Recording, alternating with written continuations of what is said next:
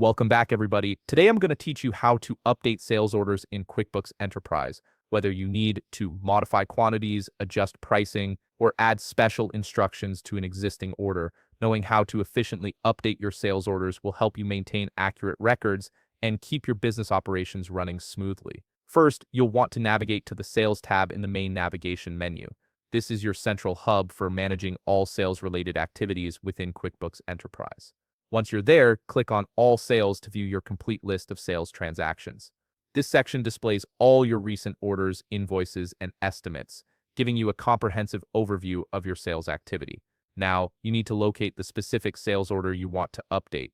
You can scroll through your list or use the search function if you have a large number of transactions. Once you've found the correct sales order, look for the View Solid option in the Action column of that corresponding sales order and click on it.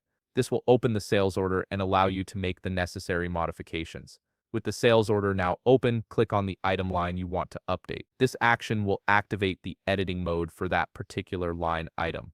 You can now edit the quantity, price, or any other relevant details directly in the fields that appear on screen.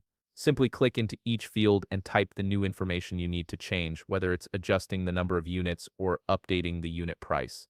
If you need to include any additional information, you can add or update notes or special instructions related to the order in the Available Notes section. This is particularly useful for communicating specific delivery requirements or special handling instructions that your team needs to be aware of when processing the order. Before finalizing your changes, take a moment to review all the modifications you've made to ensure everything is accurate. Double-checking your entries helps prevent errors that could lead to fulfillment issues or customer dissatisfaction down the line. Once you're confident that all changes are correct, click the Save or Save and Close button to apply your changes and update the sales order record. Your modifications will now be saved in the system, and the updated information will be reflected across all related reports and documents.